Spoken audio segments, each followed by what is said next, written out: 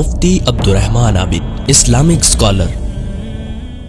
عن ابی ذر رضی اللہ تعالی عنہ الرسول اللہ صلی اللہ علیہ وسلم قال یصبح علی کل سلام من احدکم صدقہ فکل تسبیحۃ صدقہ وکل تحمیدۃ صدقہ وکل تحلیلۃ صدقہ وکل تکبیرۃ صدقہ وامر بالمعروف ونہی عن المنکر صدقہ والرجل ورکعتان یرکعہما من الضحی یجزئ عن ذلک، رواہ مسلم۔ حضرت ابو ذر غفاری رضی اللہ تعالی عنہ بیان فرماتے ہیں کہ رسول مکرم صلی اللہ علیہ وسلم نے ارشاد فرمایا، ہر صبح ہر بندے پر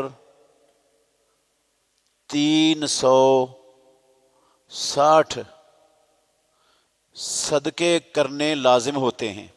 ہر سبحان اللہ کہنا یہ صدقہ ہے، ہر الحمدللہ کہنا یہ بھی صدقہ ہے، ہر لا الہ الا اللہ کہنا یہ بھی صدقہ ہے، ہر اللہ اکبر کہنا یہ بھی صدقہ ہے، کسی کو نیکی کا حکم دینا یہ بھی صدقہ ہے، کسی کو برائی سے منع کرنا یہ بھی صدقہ ہے، اور تکلیف دہ چیز کو راستے سے ہٹا دینا یہ بھی صدقہ ہے۔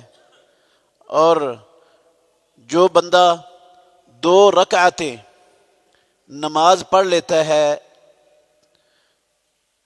یہ 360 سارے کے سارے صدقے ادا کرنے میں یہ 2 رکعتیں کافی ہو جاتی ہیں۔ عزیز بھائیوں، قابل احترام بزرگوں، ہم نفلی نماز کے حوالے سے اس کے احکام اور مسائل تفصیل کے ساتھ سن رہے ہیں۔ آج کے خطبہ جمعہ میں انشاءاللہ الرحمن ہم ضحیٰ چاشت کی نماز کے حوالے سے چند گزارشات سنیں گے۔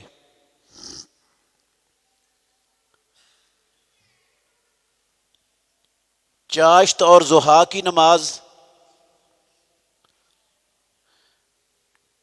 رسول مکرم صلی اللہ علیہ وسلم کی مؤکدہ سنت ہے، سنت مؤکدہ ہے۔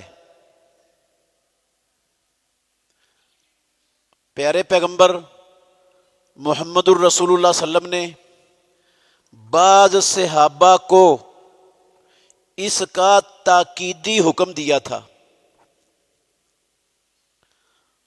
اور رسول اللہ صلی اللہ علیہ وسلم نے اپنی وحی والی سچی زبان سے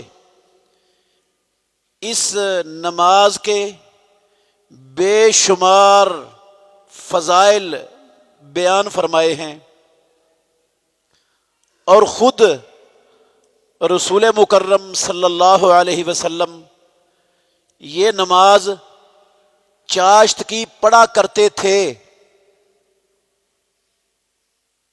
آج مسلمان عمومی طور پر اس سنت مؤکدہ سے بالکل غفلت کی زندگی بسر کر رہے ہیں۔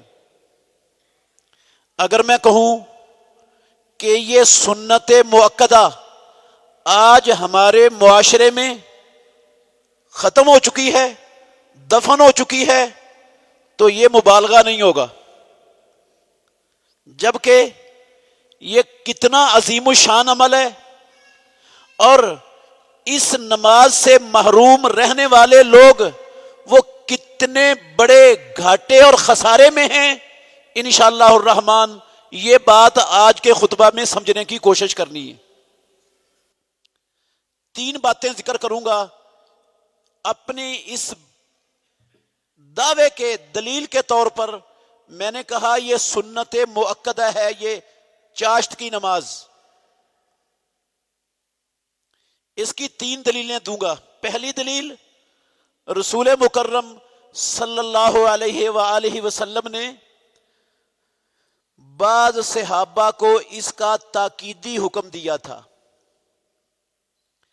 سیدنا ابو ہریرہ رضی اللہ تعالی عنہ کہتے ہیں اوصانی خلیلی، مسلمانوں، کلمہ پڑھنے والوں، مجھے ابو ہریرہ کو میرے محبوب، میرے خلیل نے تاکیدی حکم دیا تھا مجھے بے ثلاثن، 3 چیزوں کا، لا ادعوہن حتی اموتا، میں جب تک زندہ ہوں میں ان 3 چیزوں کو کبھی نہیں چھوڑوں گا، مرتے دم تک میں ان 3 کاموں سے دستبردار نہیں ہوں گا۔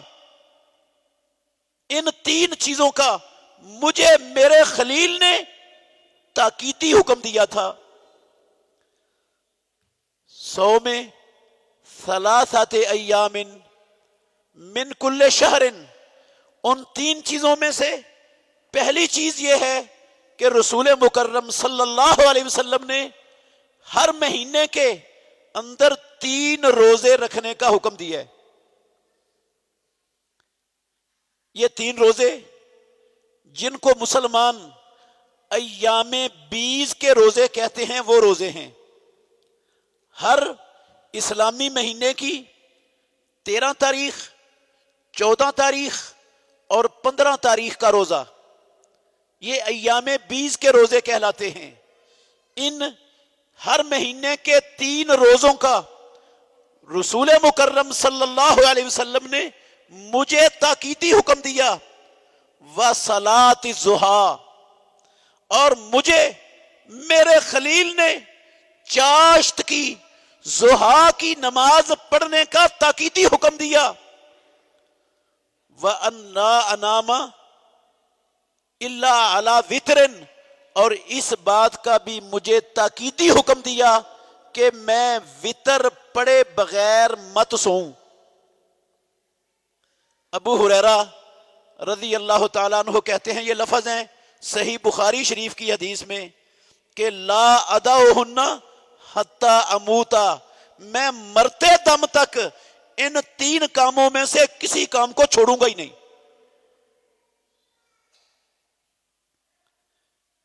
بالکل ایسی ہی وصیت اور ایسا ہی تاکیدی حکم محمد الرسول اللہ صلی اللہ علیہ وسلم نے حضرت ابو الدرداء رضی اللہ تعالی عنہ کو دیا تھا۔ حضرت ابو الدرداء رضی اللہ عنہ کہتے ہیں اوصانی حبیبی، ابو ہریرہ لفظ بولتے تھے خلیلی، میرے دلی دوست نے مجھے تاکیدی حکم دیا۔ اور ابو الدرداء کہتے ہیں مجھے دنیا کے سب سے زیادہ محبوب میرے محبوب نے مجھے یہ حکم دیا تاکیدی طور پر 3 چیزوں کا، بے سیام 3 ایام من کل شہر، ہر مہینے میں 3 دن کے روزے رکھنے کا، وصلاۃ الضحیٰ، چاشت کی نماز کا، ونوم علی وطر، اور وطر پڑھ کر سونے کا۔ وہ بھی کہتے ہیں لن ادعہن ما عشت، جب تک میں زندہ ہوں میں ہرگز ان 3 کاموں میں سے کسی کام کو کبھی نہیں چھوڑوں گا۔ یہ حدیث ہے صحیح مسلم شریف میں۔ عزیز بھائیو، رسول اللہ صلی اللہ علیہ وسلم کا سیدنا ابو ہریرہ اور ابو الدرداء رضی اللہ عنہما کو ان چیزوں کا حکم دینا یہ سری نص ہے، دلیل ہے اس بات کی کہ اللہ رب العالمین کے ہاں ان تینوں عملوں کی بہت بڑی اہمیت اور بہت بڑی عظمت ہے۔ اور رسول مکرم صلی اللہ علیہ وسلم کا ایک صحابی کو تاکیدی حکم دینا یا دو صحابہ کا تاکیدی حکم دینا یہ صرف ایک یا دو لوگوں کے لیے نہیں ہے، یہ امام الانبیاء محمد الرسول اللہ صلی اللہ علیہ وسلم کی پوری امت کے لیے حکم ہوتا ہے۔ جو حکم اللہ کے نبی کا اپنے ایک صحابی کو ہوتا ہے وہ حکم پوری امت کو ہوتا ہے، وہ صرف اس صحابی کے لیے نہیں ہوتا۔ ہاں اگر اس صحابی کے ساتھ اس حکم کے خاص ہونے کی سنت میں کوئی دلیل آ جائے تو پھر اسی کے ساتھ خاص ہوگا جس کو اللہ کے نبی نے خاص کر کے حکم دیا ہے۔ اور اگر خصوصیت کی کوئی دلیل نہیں ہے، حکم ایک کو دیا ہے، تو وہ ایک کے لیے امام الانبیاء کا حکم پوری کی پوری امت کے لیے حکم ہے۔ وہ یہ مت سمجھنا ان دونوں احادیث کی بنا پر کہ یہ حکم اور یہ تاکیدی وصیت اور نصیحت محمد الرسول اللہ صلی اللہ علیہ وسلم کی ان دو لوگوں کے لیے تھی، یہ نصیحت اور یہ تاکیدی حکم محمد الرسول اللہ صلی اللہ علیہ وسلم کا قیامت تک آنے والے ہر کلمہ پڑھنے والے مسلمان کے لیے ہے، کیونکہ ان حکموں کا ابو ہریرہ اور ابو الدرداء رضی اللہ عنہما کے ساتھ خاص ہونے کی سنت کے اندر سرے سے دلیل تو دور کی بات ہے، کہیں نام و نشان بھی نہیں ہے کہ یہ ان کے ساتھ خاص ہے۔ اور پھر دوسری دلیل اس نماز کے سنت مؤکدہ ہونے کی یہ ہے کہ رسول مکرم صلی اللہ علیہ وسلم نے اپنی وحی والی زبان سے اس نماز کی زبردست فضیلت بیان فرمائی ہے۔ وہ فضیلت کیا ہے؟ چند ایک احادیث آپ کے سامنے رکھوں گا۔ اگر ایک مومن مسلمان ان چند احادیث پر ٹھنڈے دل سے غور کر لینا تو اس کا دل چاہے گا میں نے بڑی کوتاہی کی ہے اور آج کے بعد میں اس نماز کے اندر کوتاہی نہیں ہونے دوں گا، سستی نہیں ہونے دوں گا۔ ان میں سے پہلی حدیث ہے ابو ذر غفاری رضی اللہ تعالیٰ عنہ کی، جو بات ترجمہ شروع میں آپ نے سنی ہے۔ وہ کہتے ہیں رسول مکرم صلی اللہ علیہ وآلہ وسلم نے فرمایا، ہر مسلمان، ہر بندہ جو صبح کرتا ہے، ہر بندے کے ہر صبح کو، ہر روز اس بندے پر 360 صدقے کرنے فرض ہوتے ہیں، لازم ہوتے ہیں، ضروری ہوتے ہیں۔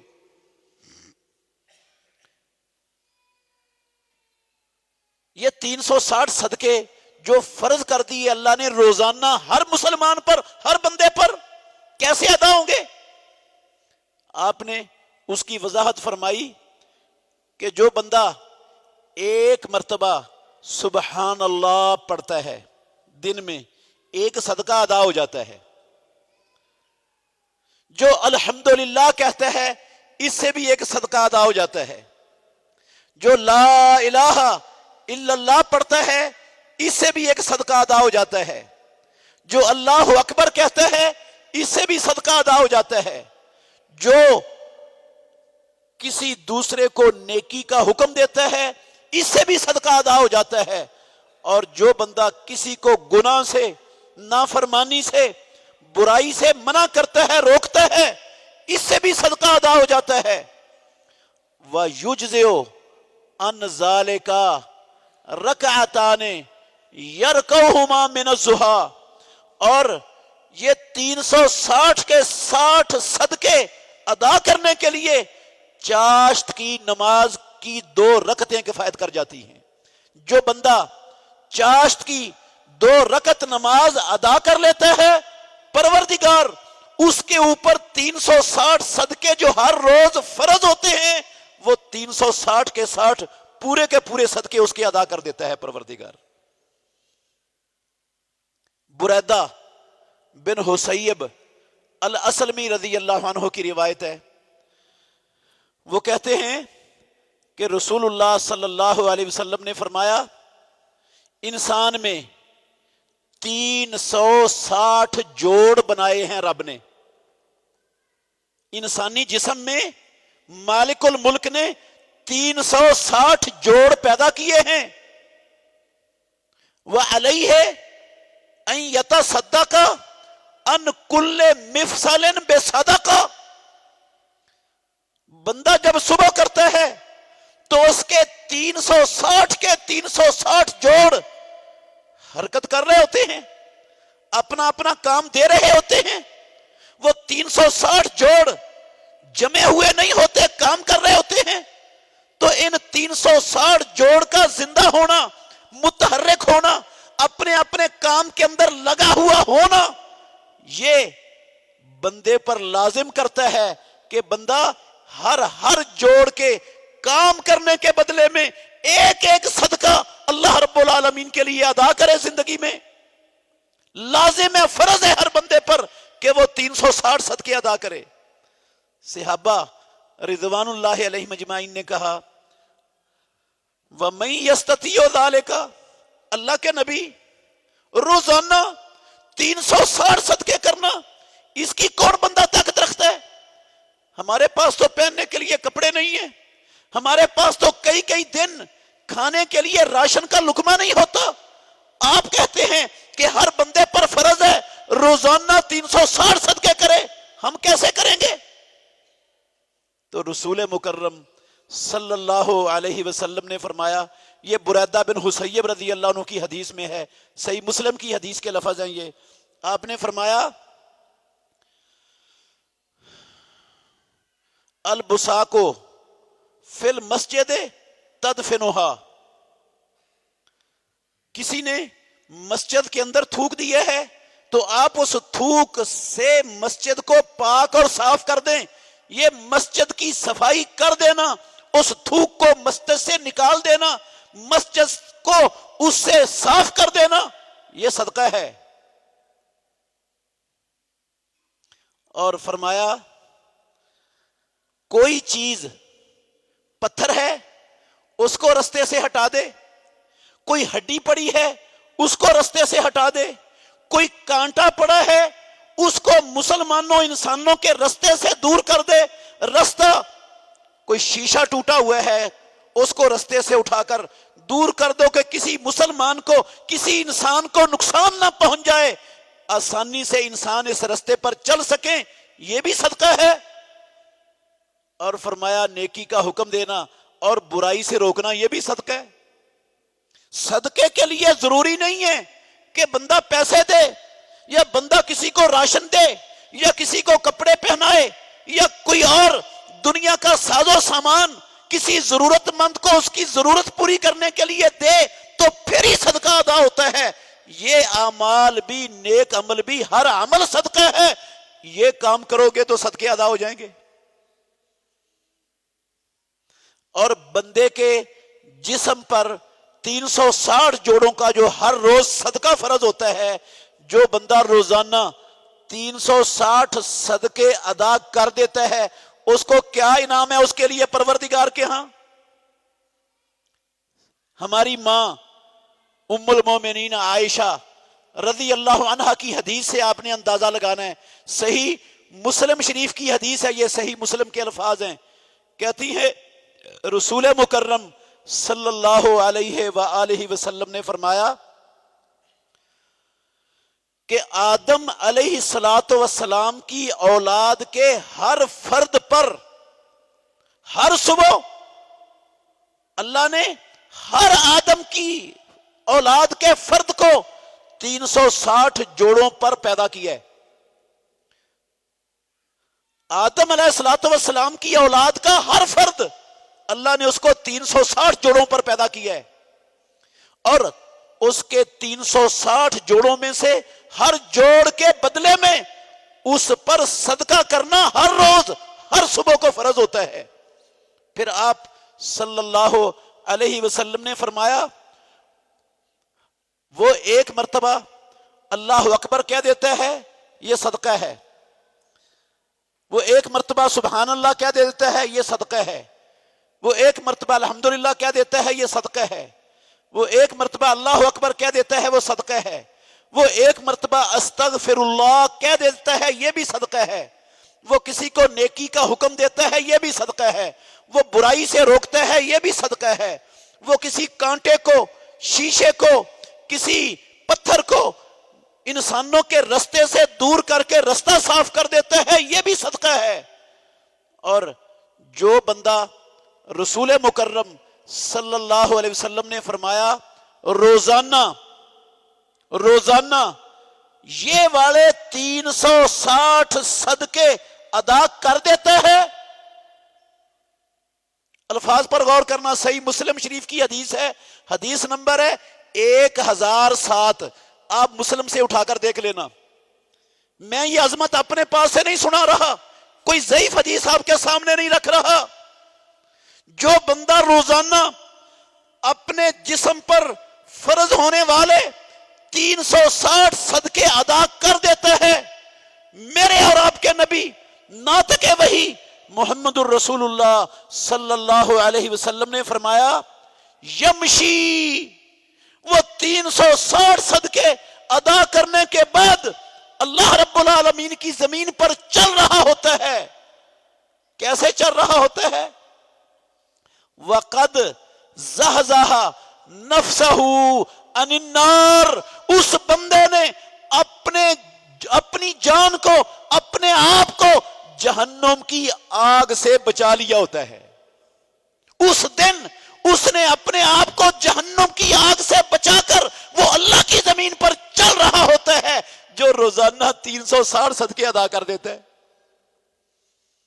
کتنا خوش نصیب وہ بندہ ہے کہ جو روزانہ رب کی زمین پر چلتا ہے، بازار جاتا ہے، فیکٹری جاتا ہے، مزدوری کے لیے جاتا ہے، گھر جاتا ہے، گھومتا پھرتا ہے رب کی زمین پر، اور وہ جہنم کی آگ سے دور کر دیا گیا ہے، بچا دیا گیا ہے ناطق وحی کی زبان سے۔ کتنا خوش نصیب ہے وہ۔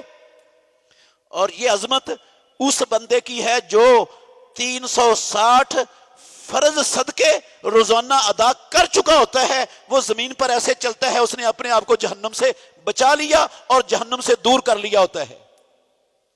تو یہ 360 صدقے اگر صرف ضحیٰ کی، چاشت کی 2 رکعتیں پڑھنے سے ادا ہو جائیں تو یہ 2 رکعتیں کوئی معمولی شے؟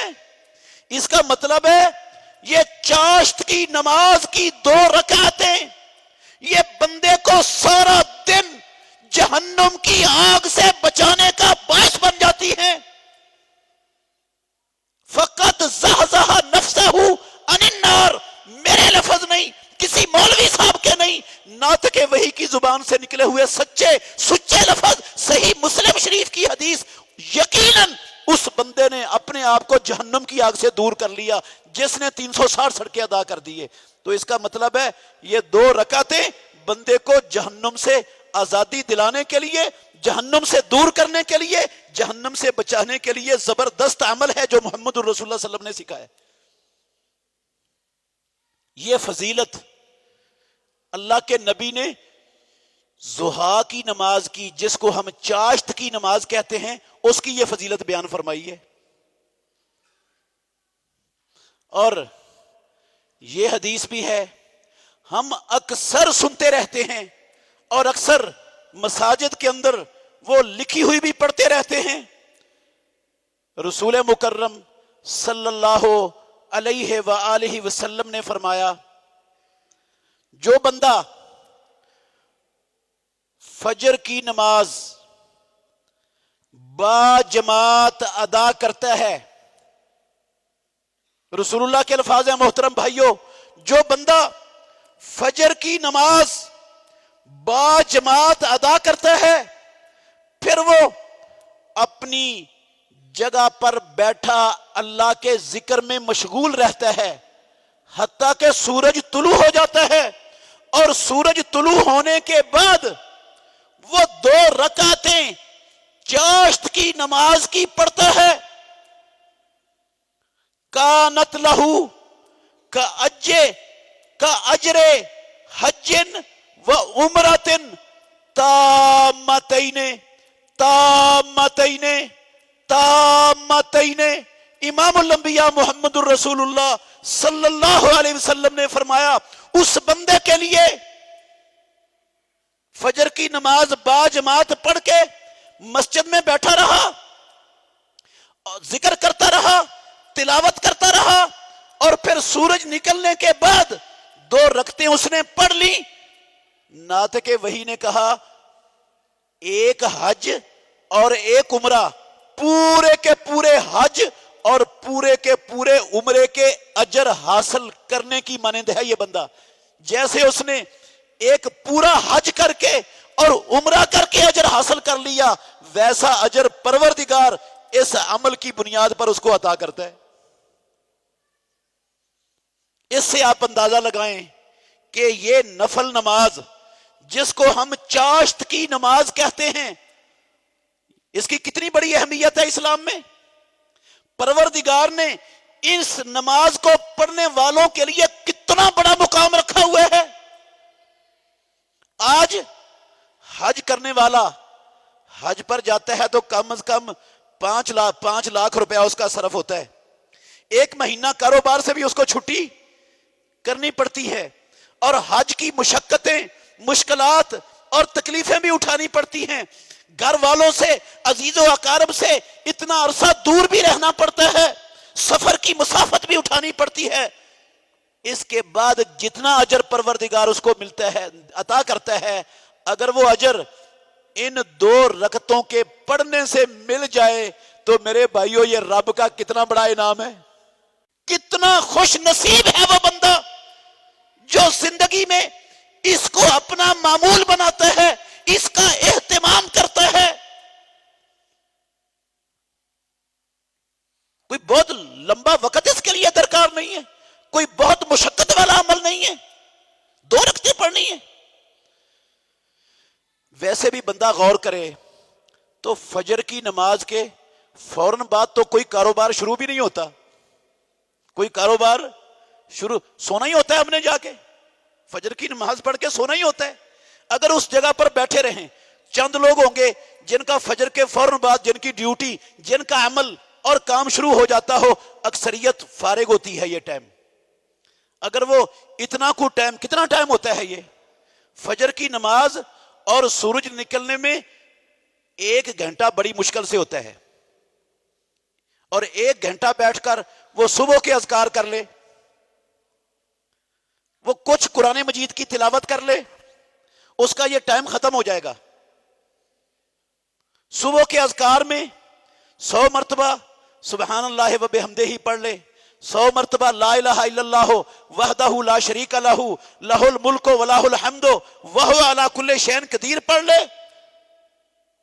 کیا اس کے لیے اجر کے ڈھیر ملیں گے اسے، اور ہر شر سے وہ بندہ محفوظ بھی ہو جائے گا، اور یہ اجر پانے والا بھی ہو جائے گا. حج اور عمرے، پورے حج اور عمرے کے برابر اجر پروردگار اس بندے کو عطا کر دے گا. اتنا کچھ وہ اپنی نوکری پر، ملازمت پر جا کر بھی، اللہ کی قسم سارا دن بھی جان کھپائے تب بھی اتنا فائدہ اس کو حاصل نہیں کر سکتا جتنا فائدہ 1 گھنٹے میں پروردگار اس کو عطا کر رہا ہے.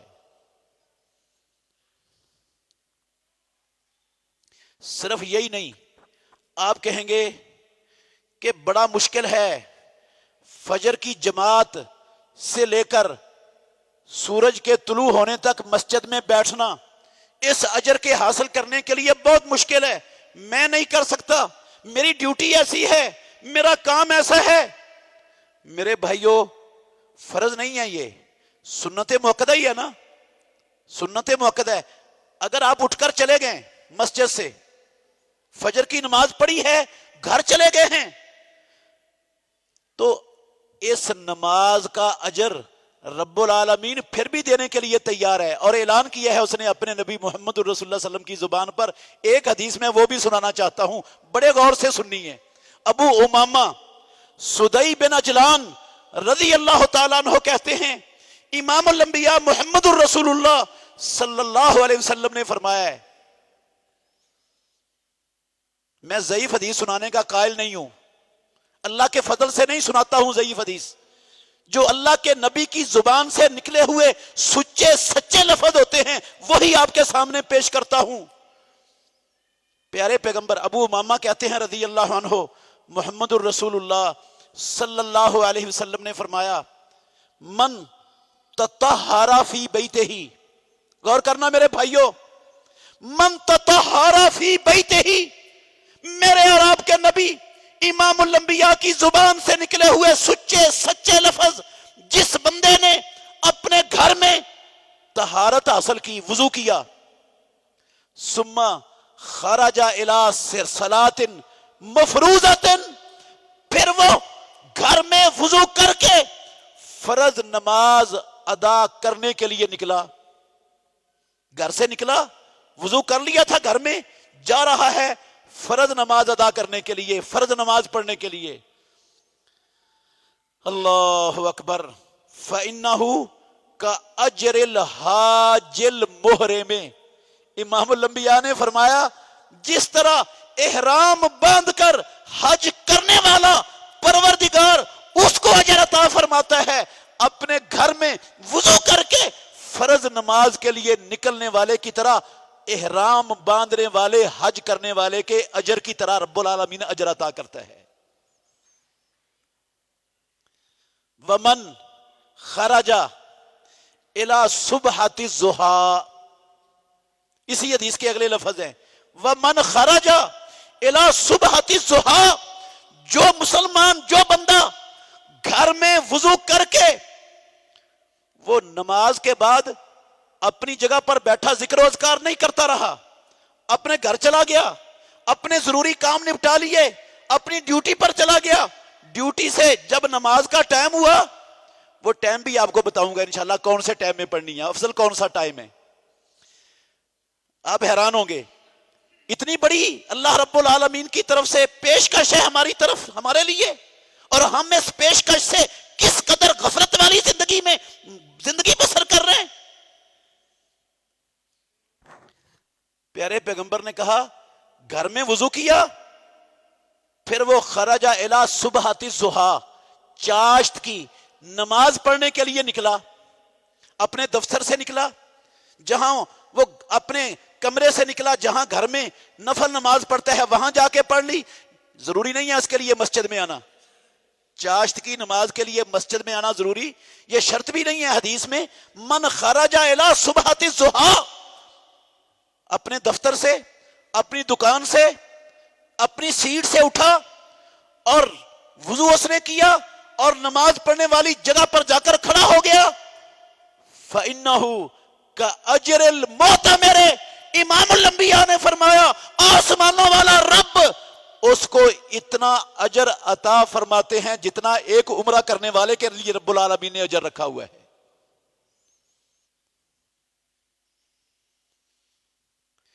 जो बैठ जाए फर्ज नमाज बाजमात पढ़ने के बाद और सूरज निकलने के बाद वो चाश्त की नमाज की 2 रकतें पढ़ ले, उसके लिए पूरे हज और उम्रे के बराबर अजर।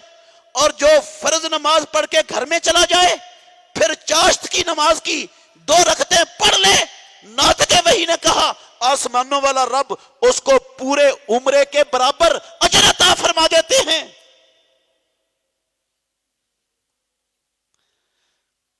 कितने हज उम्रों का अजर है जो हम हर रोज जाया करते हैं और आज तक जाया करते आए हैं। और क्या ख्याल है, हमें इतना बड़ा पैकेज जो मालिकुल मुल्क ने हमें अता किया हुआ है, इस पैकेज के साथ हमें यही सलूक मरते दम तक करते रहना चाहिए जो कर रहे हैं हम, या अपने तर्ज अमल को बदलना चाहिए? कितना वक्त लगेगा ये 2 रकतें पढ़ने के लिए? कितना नुकसान हो जाएगा हमारे कारोबार का, हमारी नींद का, हमारे दूसरे दुनियावी मामलात का? अल्लाह की कसम कोई नुकसान जरा बराबर भी नहीं होना। लेकिन जो इनामात, जो अजमतें, जो अजर, जो جو فضائل مالک الملک نے عطا کرنے ہیں ان کا تو حساب ہی کوئی نہیں، ان کا تو حساب ہی کوئی نہیں ہے، اور پھر ہم نہ پڑھیں۔ یہ فضیلت امام الانبیاء محمد الرسول اللہ صلی اللہ علیہ وسلم کے فرامین سے میں آپ کو سنا رہا ہوں۔ ایک حدیث ہے، حدیث قدسی ہے، رسول اللہ صلی اللہ علیہ وسلم اللہ رب العالمین سے بیان فرماتے ہیں۔ یہ ایک اور فضیلت بیان کر رہا ہوں، اس چاشت کی نماز کی، چاشت کی نماز کی ایک اور فضیلت بیان کر رہا ہوں۔ حدیث قدسی میں ہے، ناطق وحی نے کہا، اللہ رب العالمین نے بیان کیا، یبن آدم لا تعجزنی ان اربع رکعات فی اول النہار اکفیک آخرہ، رواہ ابو داود بسند صحیح۔ اے آدم کے بیٹے، اے انسان، اے اللہ کے بندے، صبح کے پہلے پہر، صبح کے وقت، صبح کو 4 رکعتیں اللہ رب العالمین کے لیے پڑھنے سے عاجز نہ آنا، تو ان رکعتوں سے عاجز نہ آ، اکفیکا آخرہ، میں تیرا مالک، تیرا پروردگار، تیرا خالق، تیرے ہر نفع نقصان کا مالک، اکفیکا آخرہ، میں وعدہ کرتا ہوں دن کے آخری حصے تک تیرے لیے کافی ہو جاؤں گا، تجھے کسی کی محتاجی نہیں چھوڑوں گا کہ تو کسی کا محتاج ہو،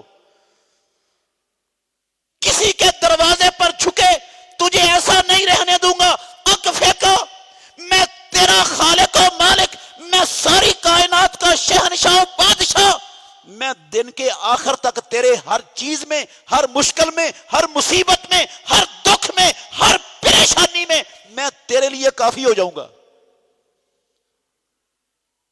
مالک الملک کہیں، پروردگار خود کہے، اپنے نبی کی زبان سے اپنے بندوں تک اپنا یہ پیغام پہنچائے کہ 4 رکعتیں پڑھنے سے تم نے عاجز نہیں آنا دن کے شروع میں تمہارا رب دن کے آخر میں تمہارے لیے کافی ہو جاؤں گا، کوئی چیز تمہارا نقصان نہیں کر سکے گی،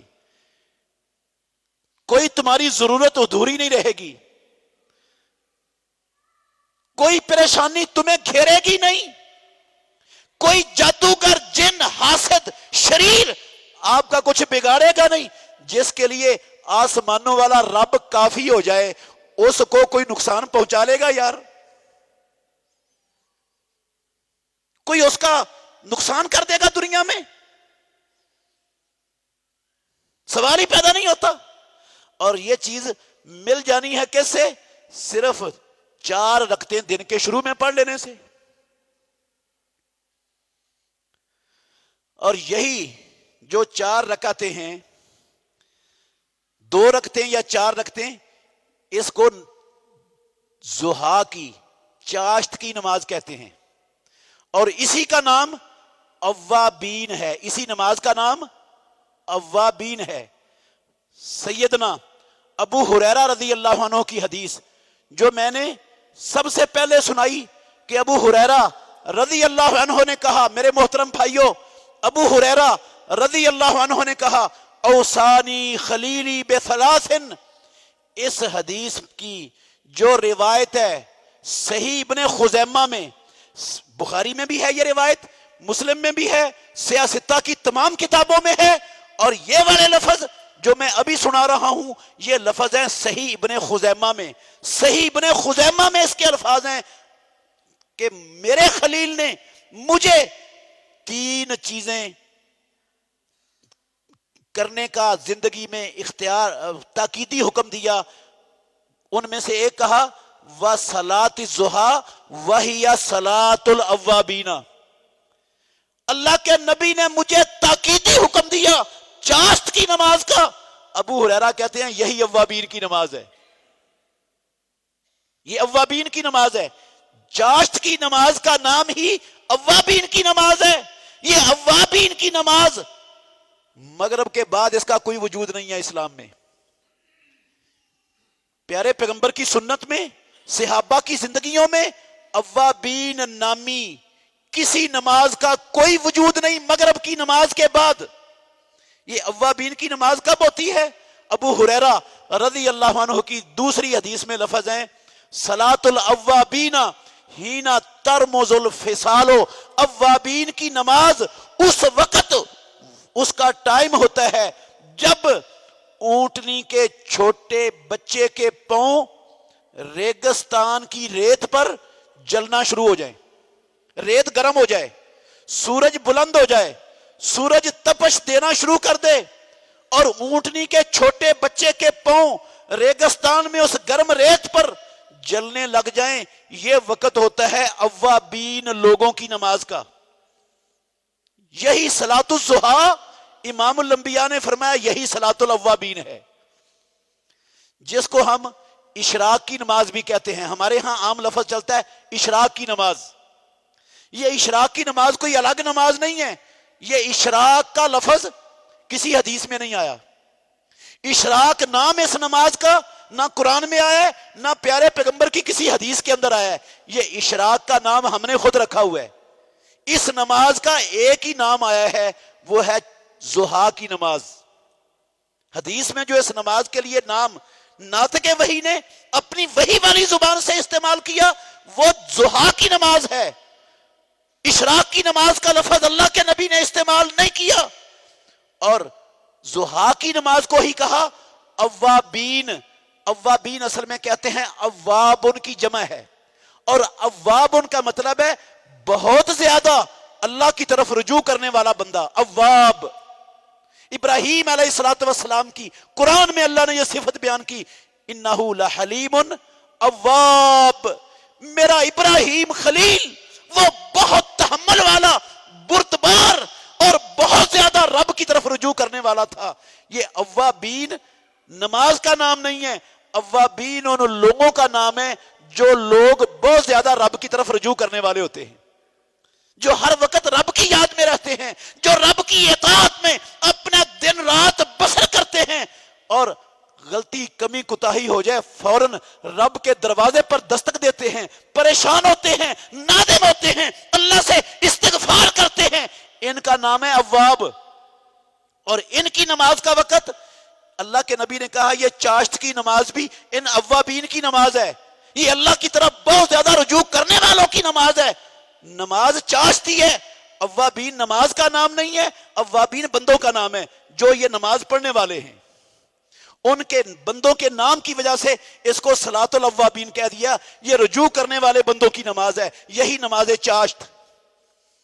اور اشراق کا نام ہم نے اس کو اس لیے دیا اشراق یشرق اشراق، اس کا معنی ہوتا ہے سورج کا طلوع ہونا. چونکہ اس نماز کا وقت سورج کے طلوع ہونے کے بعد ہوتا ہے، اس بنا پر اہل علم نے اس کا نام اشراق خود رکھا ہے. اللہ نے یا اللہ کے رسول نے اس کا نام اشراق نہیں رکھا، اہل علم نے رکھا ہے نام. جو اللہ کے نبی نے اس نماز کا نام رکھا ہے وہ ہے ضحیٰ. ضحیٰ کا معنی ہے چاشت. تو یہ رسول مکرم صلی اللہ علیہ وآلہ وسلم نے اس نماز کی فضیلت بیان کی، صحابہ کو صحابہ کو تاکیدی حکم دیا. دوسری دلیل دی آپ نے اس کی فضیلت بیان کی، اور فضیلت اسی لیے بیان کی کہ لوگ اس نماز کا بہت زیادہ اہتمام کریں، اس فضیلت والے عمل سے پیچھے نہ رہیں. ان کے دلوں میں اس نماز پڑھنے کی رغبت اور شوق ان فضیلتوں کو سن کر پیدا ہو جائے اور یہ اپنی زندگی کا حصہ بنا لیں. اس لیے فضیلت بیان کی رسول اللہ صلی اللہ علیہ وسلم نے. اور خود محمد الرسول اللہ صلی اللہ علیہ وسلم یہ نماز، یہ چاشت کی نماز بذات خود بھی پڑھتے تھے. یہ بھی اس کے سنت مؤکدہ ہونے کی دلیل ہے. صحیح مسلم شریف میں ہماری ماں عائشہ ام المومنین رضی اللہ عنہا سے پوچھا معاذہ ایک تابعیہ نے کہ رسول اللہ صلی اللہ علیہ وسلم، رسول مکرم صلی اللہ علیہ وسلم کم کانا یصلی من الضحیٰ، ضحیٰ کی کتنی رکعتیں پڑھا کرتے تھے؟ چاشت کی نماز کی امام الانبیاء کی کتنی رکعتیں ہوتی تھی؟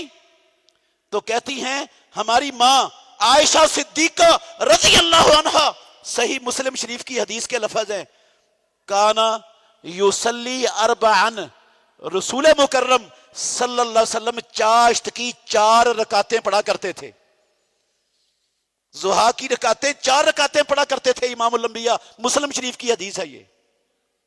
تو پڑھتے تھے رسول اللہ صلی اللہ علیہ وسلم. آپ نے بعض صحابہ کو تاکیدی حکم دیا، نبی مکرم نے اس کی فضیلت بیان فرمائی، آپ صلی اللہ علیہ وسلم کا بذات خود اس نماز کو پڑھنے کا اہتمام کرنا، یہ تینوں باتیں زبردست دلیل ہیں اس بات کی کہ یہ چاشت کی نماز سنت مؤکدہ ہے. اور اس کا وقت اچھا، یہ 2 بھی پڑھی ہیں آپ نے، 4 بھی پڑھی ہیں.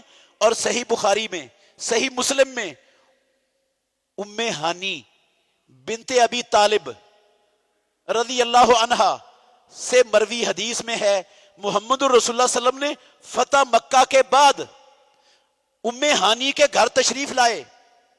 حضرت علی رضی اللہ عنہ کی ہمشیرہ ہیں یہ ام ہانی بنت ابی طالب، ان کے گھر میں تشریف لائے اور آپ نے غسل کیا آ کر.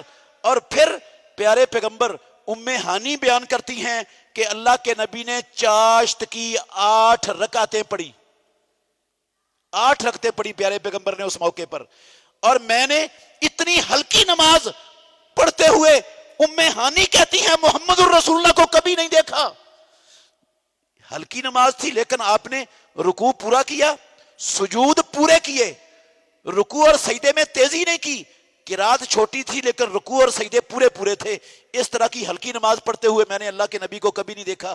اس کا مطلب ہے کوئی بندہ چاشت کی 2 رکعتیں پڑھ لے تو یہ بھی کافی ہیں، 4 پڑھ لے تو اجازت ہے، زیادہ افضل ہے، زیادہ بہتر ہے. اللہ اس بندے کو کافی ہو جائے گا شام تک جو صبح کو 4 رکعتیں پڑھ لے گا. اور اگر 6 پڑھ لے گا تو 6 پڑھنی رکعتیں بھی اللہ کے نبی سے ثابت ہیں. 8 بھی محمد الرسول اللہ صلی اللہ علیہ وسلم نے پڑھی ہیں.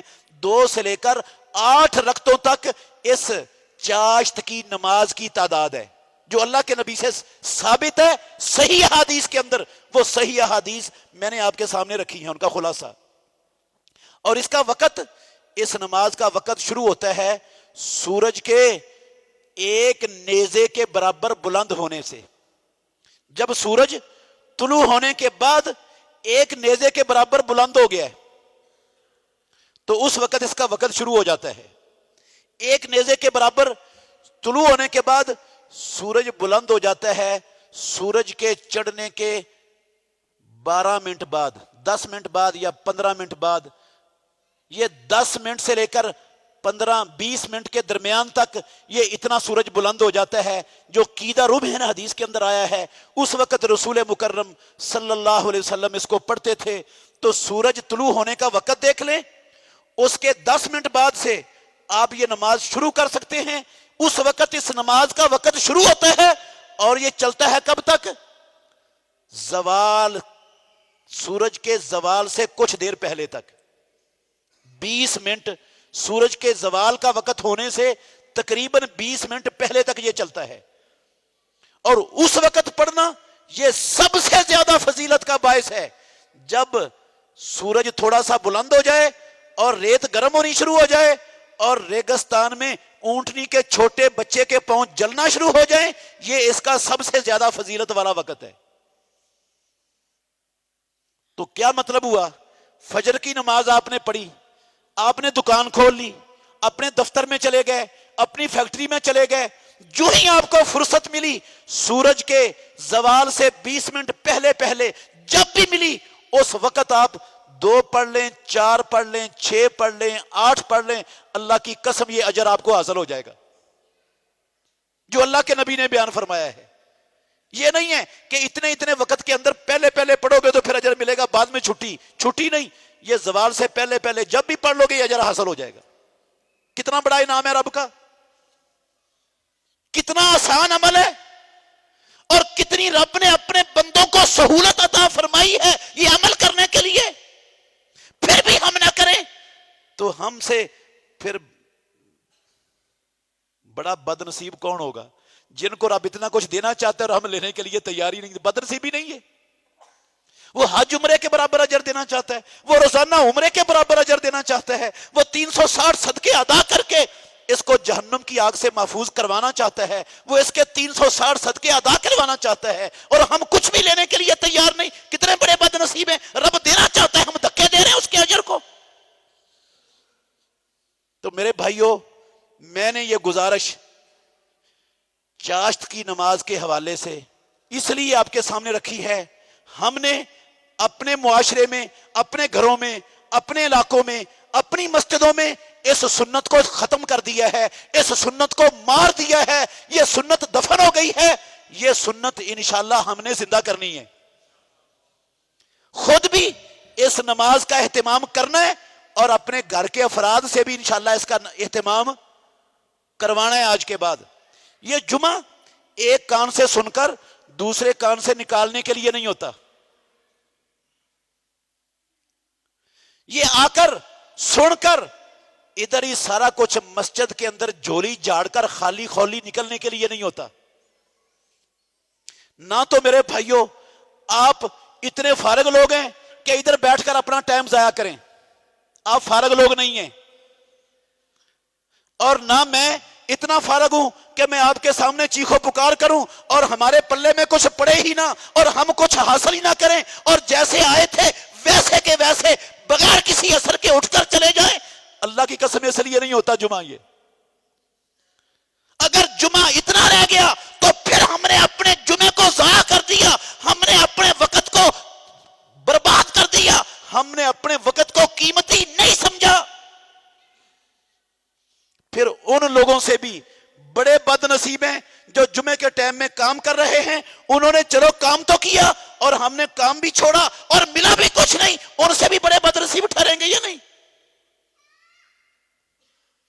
تو یہ صرف سننے سنانے کے لیے نہیں ہے میرے بھائیوں، یہ جمعے کا خطبہ قسم ہے اللہ کی سننے سنانے کے لیے نہیں، یہ عمل کرنے کے لیے ہوتا ہے، اپنی اصلاح کرنے کے لیے ہوتا ہے، اپنی کمیاں کوتاہیاں دور کرنے کے لیے ہوتا ہے، اپنی سستیوں کو چھوڑنے کے لیے ہوتا ہے۔ تو میں گزارش کرتا ہوں اپنے بزرگوں سے، اپنے بھائیوں سے، آج اتنی بڑی عظمت والا عمل تہیہ کرو اپنے رب سے، اللہ کے گھر میں بیٹھ کر۔ بڑی سستی ہو گئی، انشاءاللہ ہم نے صبح سے اس نماز کا اہتمام اپنے گھروں میں انشاءاللہ لازمی جاری کر دینا ہے، کریں گے؟